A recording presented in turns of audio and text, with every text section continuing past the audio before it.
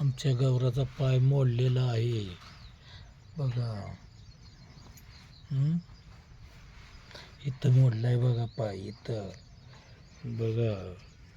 काका औषध लावलंय. कोणाला पाय बांधा येत असला तर सांगा.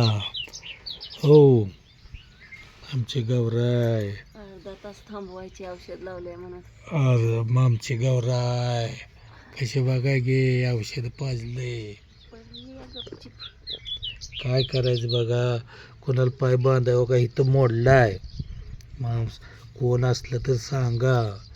औषध गळवीवाडीहून आणलंय.